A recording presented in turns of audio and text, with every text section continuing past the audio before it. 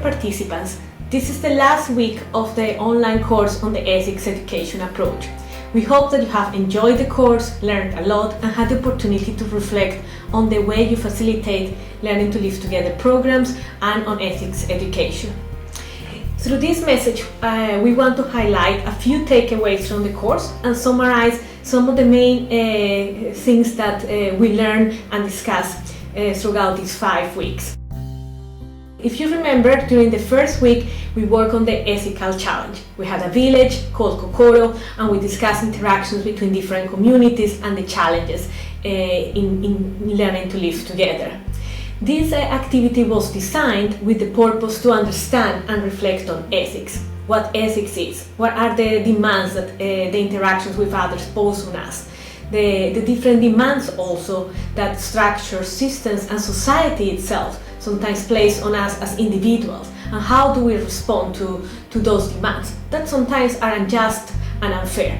How do we then respond to this? How can we act ethically when structures are unfair? During this activity of the ethical challenge, we had the opportunity to discuss different ways of coming up with solutions to learning to live together in this community.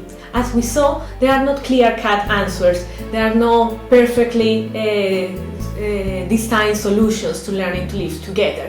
The purpose of understanding ethics and understanding the way we work with ethics is having the possibility to reflect on these challenges, the interconnectedness with others, how we relate to others. Through this activity, we had the opportunity to make decisions, to think critically, to find our role in the decisions that were made, to challenge the role of the government. We believe that through the activity, several of the elements of the ethics education approach were highlighted. Which ones? Conscientization, critical awareness of who we are in society, what are the privileges that we have, the privileges that others do not have. What can we do to transform situations? What is the power that lies within us? We also had the opportunity to think critically about the situation, how our interactions with the different communities were held. What could we do about it? How can we challenge the status quo? There were several opportunities to critically reflect on how those interactions affect ourselves, our community, but also others. We also had the opportunity to think in an imaginative way.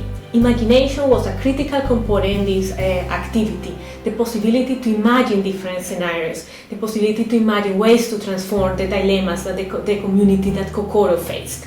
In there, you came up with great ideas on having possibilities to learn to live together. You also had the opportunity to see yourself in control of your own learning and of your own involvement in the activity. Self-learning, self-driven learning. You discussed what was your involvement. You spoke up about the issues you didn't agree with. And this is a very important component on ethics education. Overall, we saw interconnectedness. How we can continue creating this interconnectedness with the communities that live in this Kokoro village. We try to create a safe learning environment for you to discuss and to create these connections. We were sensitive of the different contexts that we were discussing, and we create a methodology that was participatory.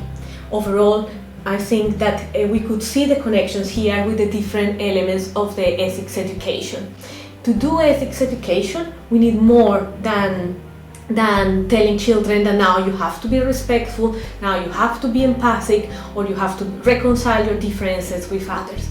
We need to create opportunities for children to think critically about the issues, to be critically aware of the role in society, to imagine new possibilities, to transform those possibilities, to work together to create collective actions. The ethics education approach has been designed with that purpose, to see how best we can create ethics education programs and opportunities that can have a higher impact on children and youth. We don't want morally correct individuals. We want individuals, children who can think critically, who can reflect about the issues in society, who can, yes, sometimes we can act in ways that are not ethical, but do we know what are the consequences on others? Can we try to repair these broken relationships? Can we try to solve situations? Are we willing to reconcile with others? If children are aware of this, even if they have made mistakes, if they have done something that is not correct, they are still thinking in an ethical way. They are critical about what they did, and they make decisions to try to solve these situations.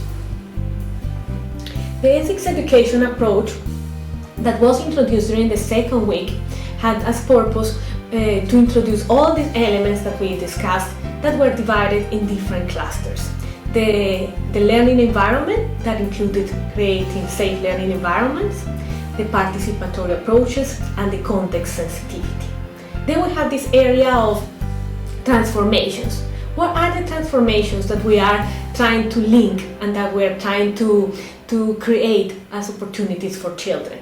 The possibility for them to be critical thinkers, to create to have space for imagination, to imagine new scenarios, to take control of their own learning, the self-driven learning, and to be critically aware, conscientization. We have another cluster, which is the collective action. Ultimately, we want children to come together and work with others who are different, to create actions, concrete actions that can transform their societies around them. And the fourth element is the role modeling component, that we all agreed is extremely important when we are facilitating programs with children. Children learn from ourselves. They don't really learn from what we say, but from our actions and what they can perceive from us. During the third week, we had a webinar with Dr. Quezevino Aran. It was a great opportunity to see how the ethics education approach works in practice, how it is developed in a more programmatic way in an institution for many years with many young people around the Tamil Nadu.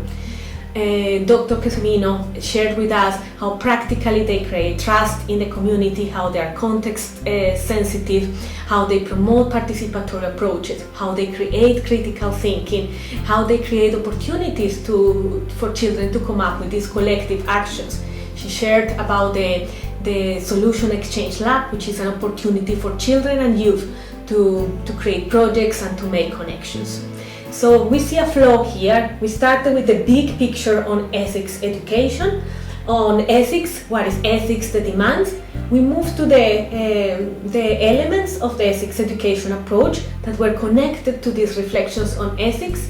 Then we went to the more practical approach to see how the ethics education approach was taken or has been taken into a programmatic level. And during the last week, we continued reflecting, engaging in dialogue, engaging in reflections, and you were given the opportunity to share a case study of a situation that you are involved with in a society where you work with children. What are the challenges that children face? And then propose a program on the learning to live together. Either a program you have already started or a program that you envision to start with children in your community. During this week, you have been given feedback to each other, and you have been using a tool that we have introduced called the reflection tool.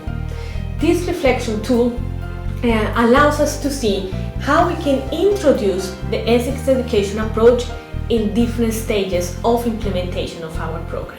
In the design stage, when we are planning, when we are looking for possibilities to organize an ethics education program, so what are the key things we need to take into consideration?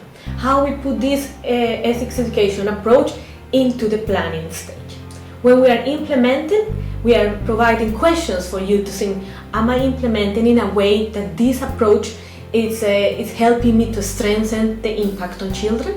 What are the things that are missing? And then we ask you to reflect, and there are spaces in this document where you can reflect and write your own answers. And then after the implementation, you're monitoring and evaluation. How you monitor that actually your program introduces elements of the ethics education approach and are actually creating an impact. We're encouraging you during this week to use this reflection tool to think about your programs and to constantly use it for your activities. In overall, I think we can see that the ethics education approach is a holistic approach. We cannot take one element here, one element there, and create activities individually. It's a holistic approach that requires that all elements work together. Some of you gave priority to some elements over others, and what we concluded is that it's fine if we see the ethics education approach from different perspectives. We need to ensure that those different perspectives and elements are connected. One question that came in some of our discussions with some of you was then how the ethics education approach relates to the modules and values and methodologies and other parts of the learning to live together. So we have seen that the ethics education approach is actually part of a framework, the ethics education framework. The ethics education framework has a few components. The conceptual part of the learning to live together. The learning to live together is based on a child rights approach. So we promote the rights of the child and is very much empowering the children. We promote interfaith and intercultural learning, and this is all throughout the program through this interconnectedness. We promote and try to nurture spirituality in children, and of course the ethics component. These four elements are the conceptual part of the learning to live together. All activities, all the things we do are in a way permeated by these four conceptual principles. Then we have the approach, which we have been working on. This is the way we do it, the way we want to ensure that children develop their critical thinking and nurture their spirituality and are in the capacity to make well-grounded ethical decisions. But then, at the practical level, you have two modules, understanding self and others and transforming the world together. These two modules have kiosks or thematic areas and have activities.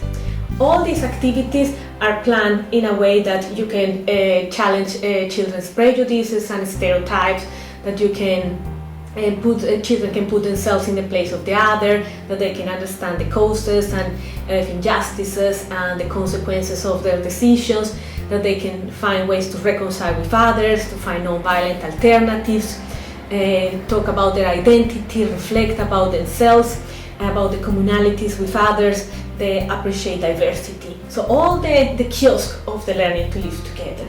You are still working on these kiosks, still designing activities based on these kiosks, but there is this component on the approach, on how you do it. That when you organize an activity, prepare activity, you make sure that you are creating interconnectedness, that there are opportunities for children to imagine new solutions, that you are creating opportunities for children to become critical, to ask questions, that you are creating opportunities for children to be aware and be critically aware of who they are and their role in society, that you create a safe learning environment, that you use participatory methodologies, and that you are context sensitive. Always being a role model for the children and ultimately creating opportunities for them to work collectively and to transform situations around them. So we hope that the ethics education approach online course was a good opportunity to make all these connections, to work together as a team, to support each other, give feedback, and that this will strengthen the work that you do as facilitators in the field, but also in your personal life and in other activities that you are involved in that are not necessarily related to ethics education. If you have any questions, continue asking these questions during this week, and we ask you to be in touch with us, share your programs, and continue to be part of this community of practice on the learning to live together.